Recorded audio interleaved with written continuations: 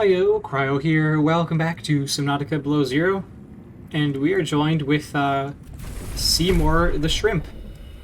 That is our name of our Leviathan friend. So originally I was gonna name him Sam, like short for Samuel, but then I realized I don't want to be thinking of my poor sister every single time I see a scary Leviathan, right? Well, I'm sure he won't be as scary by the time we get to the end of the game. Yeah, no, I decided on the name Seymour. It was either that or Solomon. I chose Seymour so I can reenact that the steamed hams bit with the Leviathan. So I'm Superintendent Chalmers, and that is Seymour right there. This is his house, and I'm just kind of barging into it. Seymour, why is there smoke coming out of your ventilation shafts? Oh, that isn't smoke. It's steam. Steam from the steamed peeper we're having. Mmm, steamed peeper. Yeah. So yeah, that is Seymour, and that is all that I wanted to share with you. Oh, that is so much. Okay. So much text to go through. Emmanuel's special request. Manuel gave me this jailbroken scanner tool thing and said, "I need more shower heads.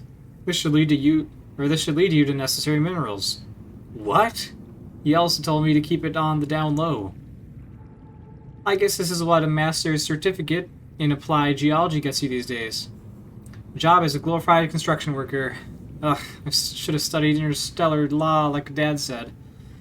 I have to hand it to Emmanuel, though. I don't know what he did to the scanner, but does a great job at zeroing in on specific minerals. It's better than hoping I stumble across the right outcroppings. Tower maintenance log. Okay, this time the birds have really done it. I don't know what they've been eating, but it's corrosive when it comes out the other end. I'm gonna need to rewire. I'm short an element to fabricate the right cable. Face. I remember seeing some when I did that dive to the old ship. I'm gonna go out there and see if I can get some more. That should fix it. Maintenance status in progress. That guy does not have a pleasant face. I don't know what it is about it, but it kind of triggers like the uncanny valley feeling within myself. No, it's just you. Man, they make such loud noises. Like, they make Leviathan noises, but they're not really Leviathans. They're more like the Sea Stalkers, honestly. Warning. 30 seconds of oxygen remaining. What the? Wait, that wasn't the... Wait, who did that yell? That wasn't the shrimp. That didn't sound like the shrimp noise. Or did it? I don't even know at this point. I'll just assume... Not a shroom. I will assume that it's something dangerous until I can confirm that it is not. That sounds like the shrimp noise. I did a little bit more organizing within my locker system. So crafting has its own thing. It's pretty much full at this point. And I'll put lithium and silver away. And it should be fine for now. Alright, back out we go. Or do we want to stay? No, I think let's stay in here and read off some more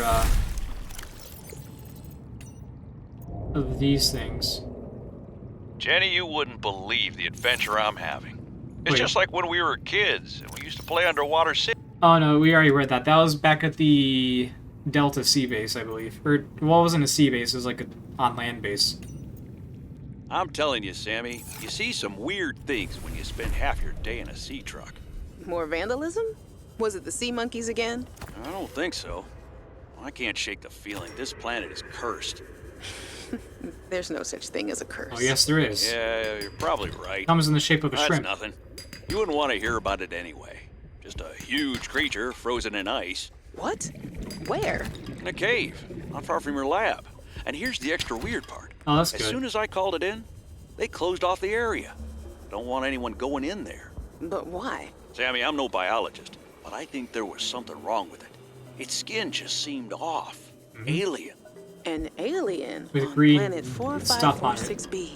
No. I'm serious, Sam. Something ain't right. Wish I could show you, but I can't get back in there. You can't. But I might know how to. Whatever you're thinking, we never had this conversation. I don't know if you want to go there. Also, he said it was somewhere near a lab. And the first area where we gotta... Yeah, right, okay. The first place we got a message from Fred, I think, was at the Delta Lab. Does it mean that the cave is near that place, then? Probably does. I do have some noisy neighbors. The shrimp is surprisingly quiet for being such a intimidating figure. Which honestly kind of makes it more scary, because you don't know when it's coming after you. Right, but obviously just going, just gathering materials at this point. I could probably be doing this off screen. Tower maintenance log. Another day, another slight by the winged furies. As usual, I got an interference alert. As usual, I went out to see what the problem was. As usual, it was frozen stalagmites of feathered bird excrement. I fear the career impact of saying this officially, if you can even call what I have a career. But I could swear they're targeting me personally. The week I was out with the flu, I came back to find the tower spotless. Parvin laughed at me when I asked him how he cleaned it. Silly me, as if Parvin would ever clean anything. There's nothing left for me to do but quit. But I know that's what the birds want me to do. Oh, and I got the tower up and running. Maintenance complete.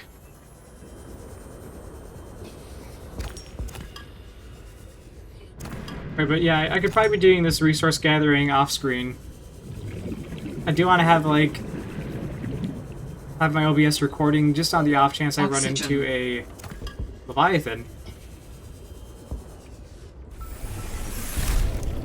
But mostly I'm just going to be visiting locations I'm very familiar with or like I've visited before. Just so I can ensure that I'm not doing anything new off screen. I guess we'd head over to the last known location of the pilot to progress the story.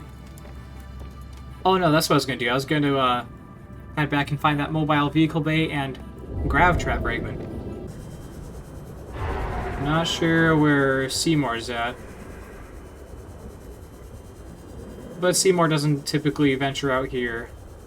I mean, if he catches a glance of me, like, back at the base area, then he'd probably pursue me, but he doesn't head out here, it seems. Or he just is more on the right side over there. I'm not sure which direction that is. So I don't have my compass.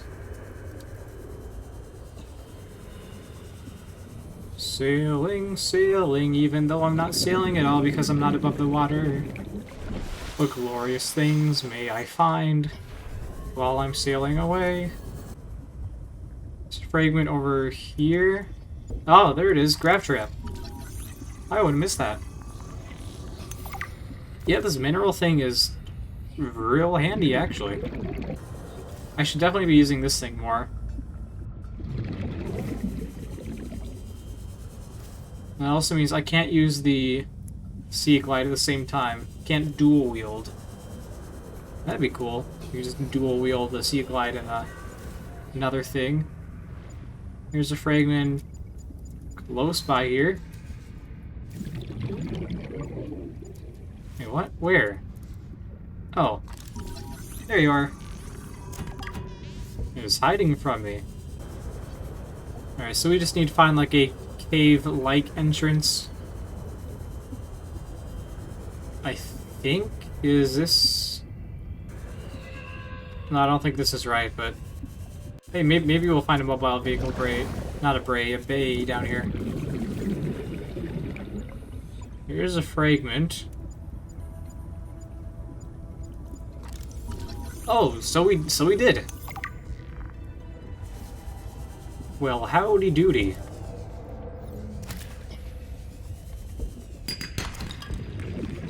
That is pretty neat. And what we got down here, another mobile vehicle bay. Just more titanium for me. Alright, let's just grab this oxygen here. That goes down pretty far, doesn't it? Warning. Passing 100 meters.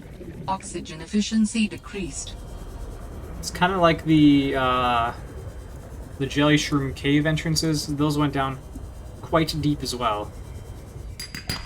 I'm making a lot of comparisons to the first game just because a lot of the aspects are similar.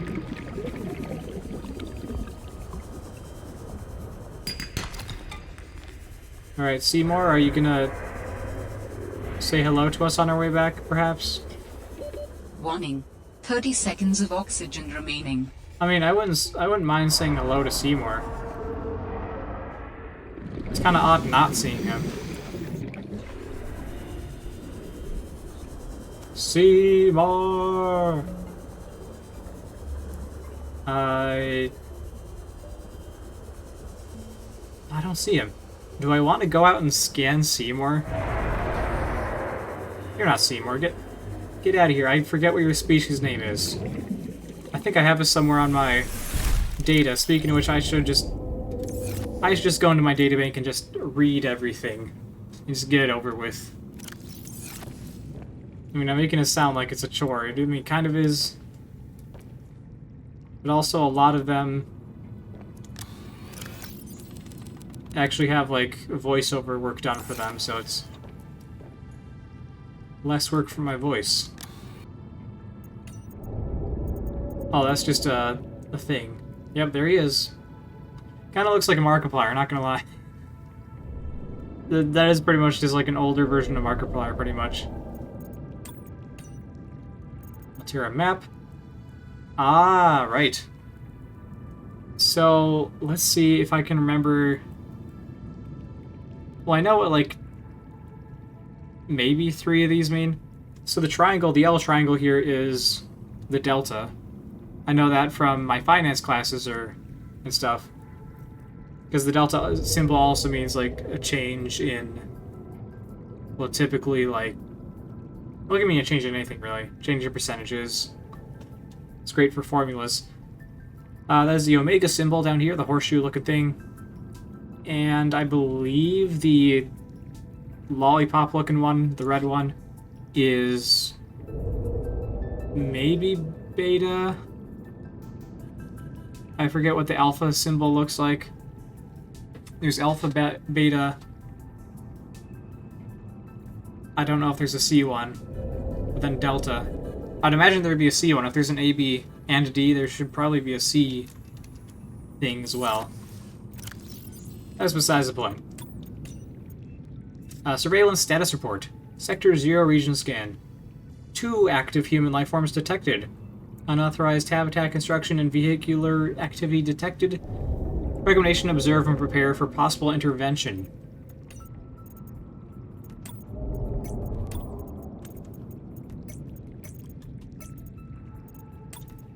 And personal log here. Picked up what sounds like a distress call.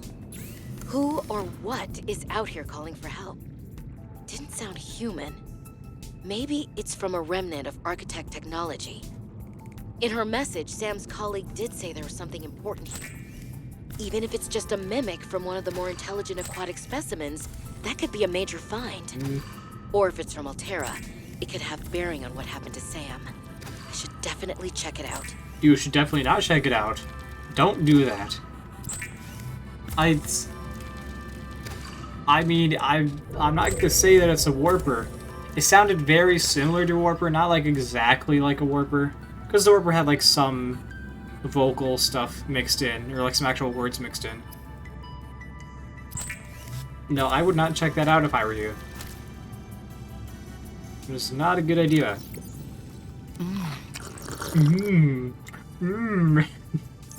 I just love that. I love that. I guess, what would you call that? Just food satisfaction noise. Because at this point, I don't think we can actually make any...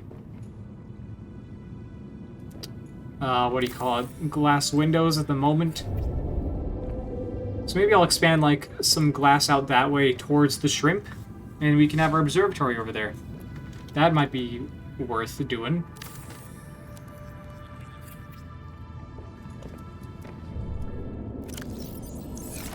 Okay, so this will be food / water.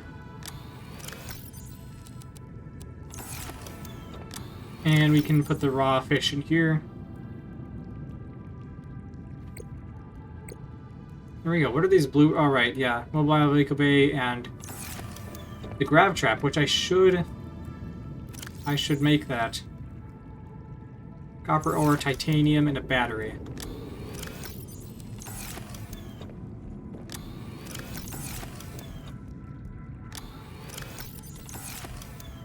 And for the mobile vehicle bay, which we need to make the sea truck, which would be awesome for getting around.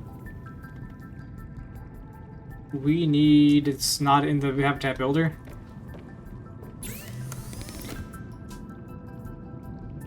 A titanium ingot, which is 10 titanium, lubricant, and computer chip. So let's pin the recipe for the computer chip. And we just need lubricant, which we have, obviously. We have well, like 4 pieces of lubricant. And the computer chip, we need 2 coral. Got that. 1 copper wire, 1 gold. So we can actually just make that right away. And then the only thing we're missing is a titanium ingot. We have 10 titanium. 1, 2, well, we need the 1 for the grav trap. 1, 2, 3, 4, 5, 6, 7, 8, 9, 10. Yes, we do. So, make that. And also, we're pretty close to the surface, so it's pretty easy to... Oh, wait, what? Wait, it's only... Did they change the recipe for that? Yeah, they did. Yeah, titanium ingot used to be 10. But they looks like they halved it to 5. Right, because that's pretty expensive, and maybe you use more titanium ingots in this game than you did in the first one. I mean, I'm no complaints here. Using less of a resource is fine by me.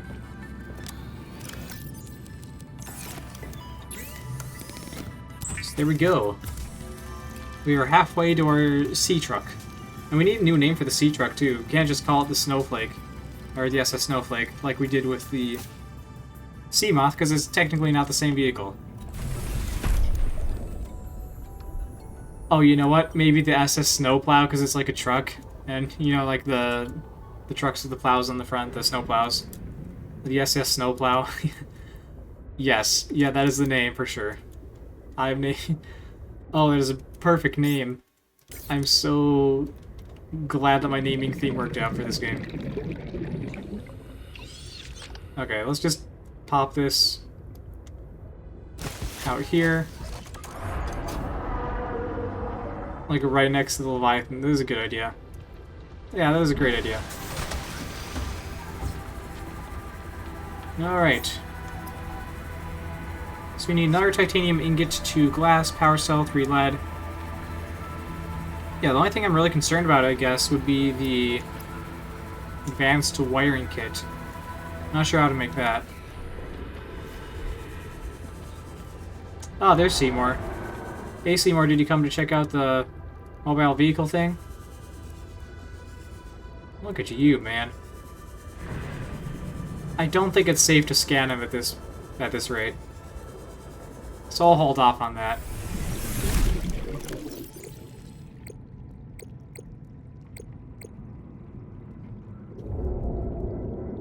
Okay, titanium ingot, 2 glass, 3 lead.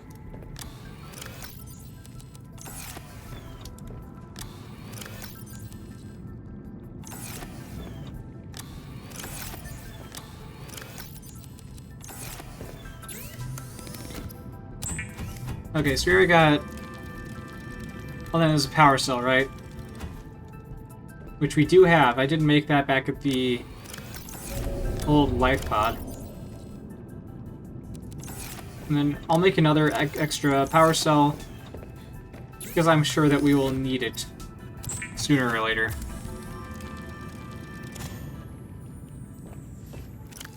Here we go, and advanced wiring kit is the last thing we need.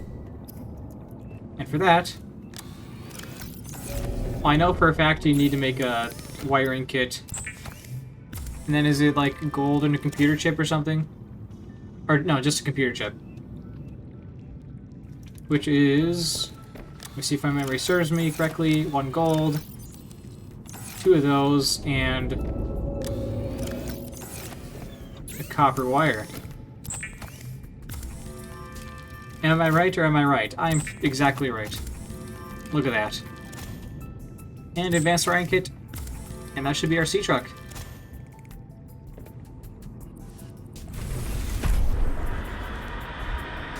Yeah, I'll definitely park it farther away, like over here maybe, away from the Leviathan Seymour there. Because I don't want him ramming into my... Hey, get out of here, bro. Oh, hey. Watch it. Watch it, buddies. Don't you snap your jaw at me. Snap. Hey, where am I going? I need to go to my mobile vehicle bay. There it is. But you're snapping, bro. Alright, let's climb on up here. And it is time. Assuming we have enough space. Yeah, there we go. Ooh, here we go. Oh, Hey, see, look at Seymour.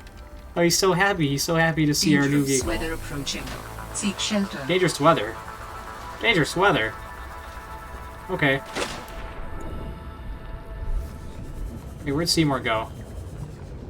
That's not Seymour. Okay, Seymour, I'm gonna hop into this. This is smaller than I was expecting. How do I enter you? Oh, there we go. Okay, yeah, this is pretty much just the sea moth. We were just floating right on towards Seymour. Don't want to do that. Alright, there we go. So let's just... We don't have a moon pool quite yet. So for now, we'll just have it chill in here. Oh, that also means we can't technically name it then. 2 power cells, alright. So this is slightly different from the sea moth. Oh, also, yeah. This back thing reminded me. I'm pretty sure you can actually expand this. So you can have, like, a longer room. So it's kind of like a mixture of a sea moth and a cyclops. But this is just like the front section of a cyclops, pretty much. I may as well just wrap up this databank stuff. Because it is a lot like... I said this in the first series, too. The yellow numbers are a lot like my emails and texts. I don't like seeing, like, red numbers or, like, any numbers popping up, like... Hey, this is on red. I should have guessed Altera would find a way to clip Sam's wings. Like I knew they'd do to mine once they took over Xenoworks. I tried to warn her. She was stubborn. Like me. Ever since I was a kid, I always wanted to be so different from her. Scrappier, faster, less play by the rules. But Sam didn't tolerate Altera's corporate red tape any more than I did. She just tried to change it from the inside. I think in the end, we always wanted similar things.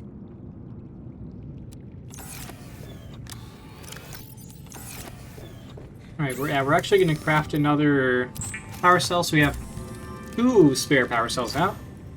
I don't think we have the recipe for a power cell charger. So this will have to do for now.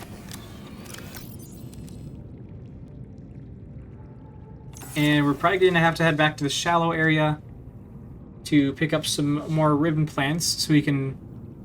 Well, how many batteries do we have? Well, none, apparently. We don't have any more ribbon plant on us.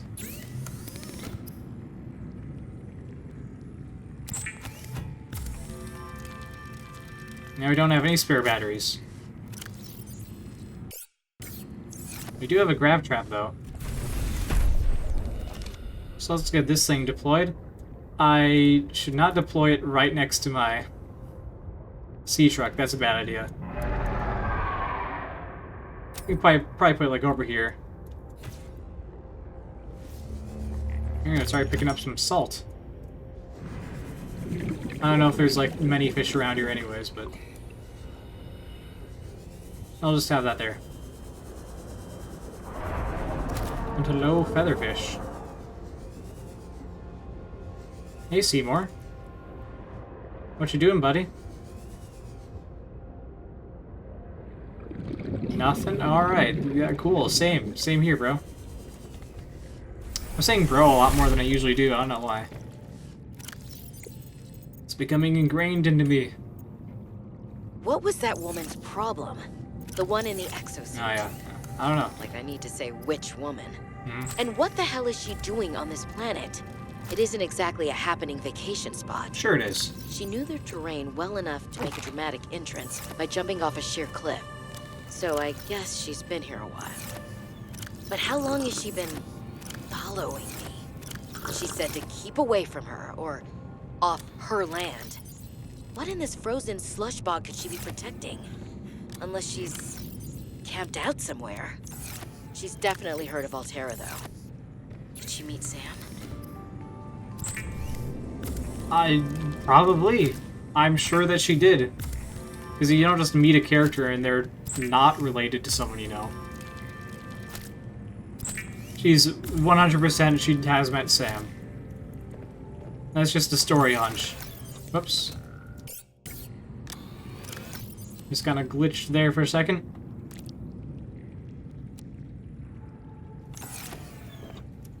Okay. And we still have a lot of extra salt, so I'll put that in the food and water here. And back to the databank stuff. Lots of indigenous life forms. Okay, brine wing. Medium-sized predator known to spit super cooled salt water. Oh, that's what froze, like, the peeper. Yeah, because there's, like, floating frozen things, and this was in the brine area. Hence its name, brine wing. Large bladder fills with seawater as it swims. Water is filtered out, leaves behind a strong saline solution.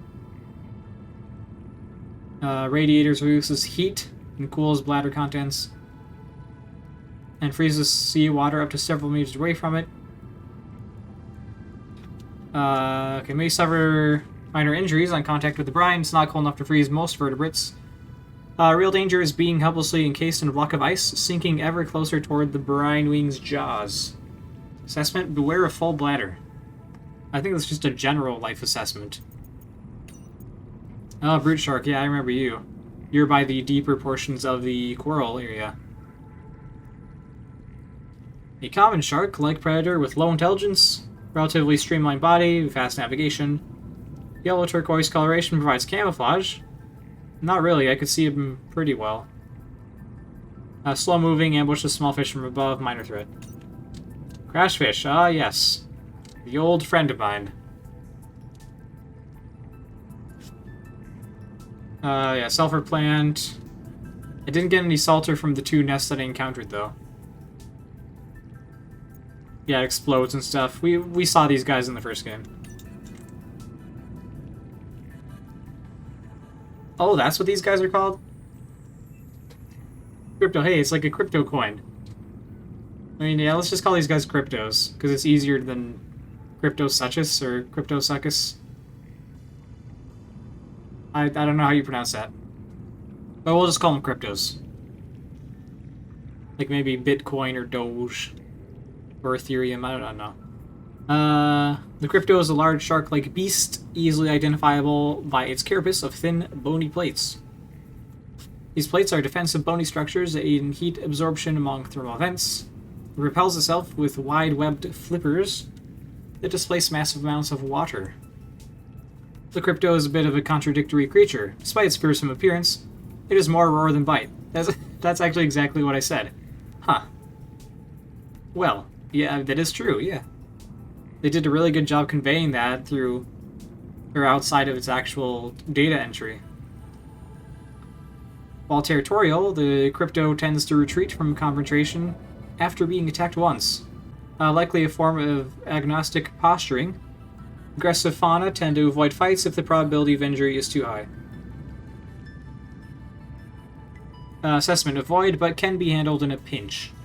So can we just like knife them and then they'll just float off then? Probably. Rock Puncher, we saw a brief encounter of them by the Delta base. Large crustacean, which feeds on tiny larvae or larvae excavated from coral and rock with its powerful punching arms. Attracted to glow larvae found in and around deep sea rock formations. Hardened chitin claws can thrust forward at close to the speed of sound to break rock and bone alike. These guys are pretty much exactly like mantis shrimps in real life, because they have like bullet, like speed of sound punches pretty much. They're crazy strong for underwater creatures, and they can fight off like octopus, probably, or octopi. Known to attack larger creatures which threaten its territory. Does that include Leviathans?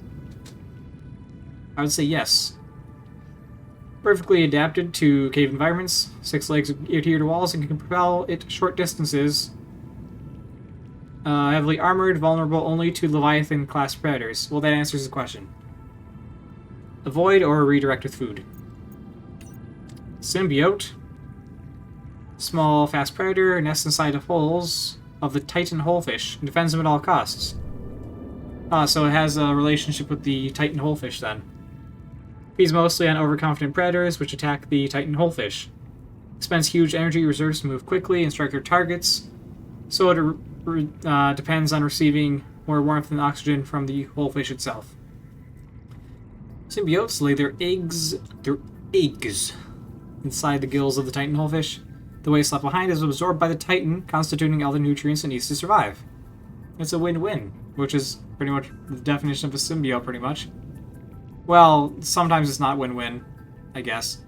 There's some symbiotic relationships where everyone benefits and others where only the symbiote benefits. Catch or neutralize to approach the Titan holefish. Why would I need to approach the Titan holefish anyways? No particular reason. Arctic ray. Fast-moving ray species, well adapted to low-temperature environments. Allows it to quickly change direction and accelerate. Exclusively herbivorous. And it's harmless. Sky ray. Saw these guys in the first game on the mountain island. They're seed-based. They have not been observed diving for food, so they rely on land-based plants. Great. Here's the whole fish. Look at you. Look like a big old donut.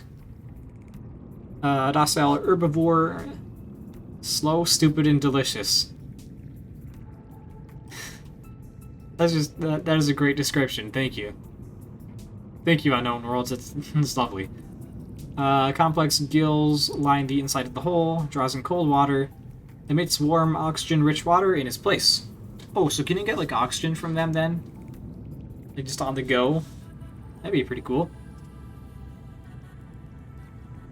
Let's see here. Fully trust the complex ecosystem which supports it. It's a valuable oxygen source if you can reach it. Do you have to like swim through them then?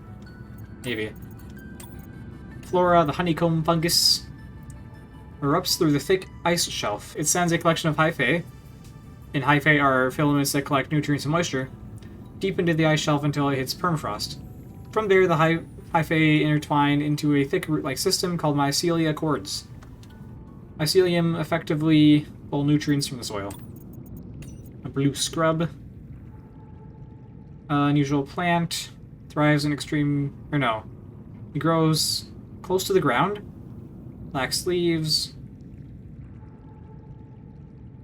Okay, great. So nothing too interesting there. Thermal lily faces towards the sun during the day and absorbs thermal radiation and stores it. At night, the petals close to reduce heat loss and relies on the heat that it has stored previously to survive the harsh Arctic conditions. Crescent moon coral grows vertically like a vine. of something flagellum. Pulls in microorganisms for food. It was just a common bush. Kelp root has a pustule system and ejects toxic materials, apparently. Harvestable for resources used in fabrication. Light emitting plant. Okay, brine something or other.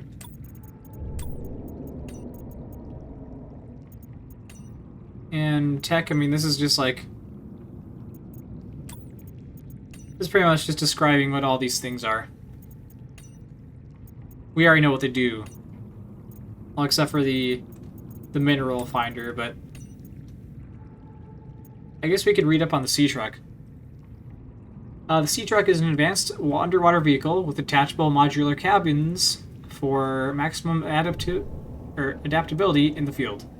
Main cabin, small and nimble while unencumbered by additional modules. The main cabin alone is comparable in speed to the Sea Moth. Oh, so it is. Wide reinforced glass viewing window provides excellent forward visibility while at the helm. Retractable helmsperson's chair, no expense spared. Unlike the larger Cyclops submarine, the Sea Truck does not support the addition of internal modules like fabricators. Aw, man. However, it can be upgraded to enhance its speed, towing power, and crush depth, amongst other things. So it has the modules still. Cool.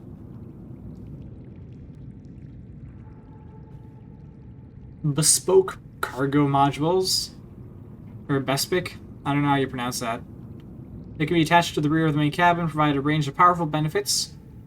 Available modules include fabricators, docking stations, habitation sections, and of course plenty of storage. Additional cargo modules reduce the Sea Truck's speed, maneuverability, and power efficiency. Additional modules can be jettisoned directly from the main cockpit controls to enable exploration of tight spaces or in case of emergency. Competing products are Trucking Heck and the Sleeper module. Replete with a foldable bed, home entertainment system, and photo frame. Sleeper module provides everything required for one person to hunker down for long stretches. As a utility vehicle, Sea Truck is ideally operated on a 24-hour schedule. With the addition of this module, it's possible to trade off piloting with a co-operator. Is there multiplayer for this game? Because it's mostly a single-player game. I think, right? There's no multiplayer in the first one. Advisable to resist detaching this module while there is a slumbering occupant as suffocation maker. This module is powered by the Sea Truck's main cabin. And that's finally everything. So I'll wrap it up for this episode. Had a lot of story and interesting things learned about the local wildlife around here. And built ourselves the Sea Truck. And on the next episode, I'm heading for you, last known position of pilot. And we'll probably find Seymour and maybe some of his friends. So until next time, remember to stay cool, and I'll see you guys in the next video.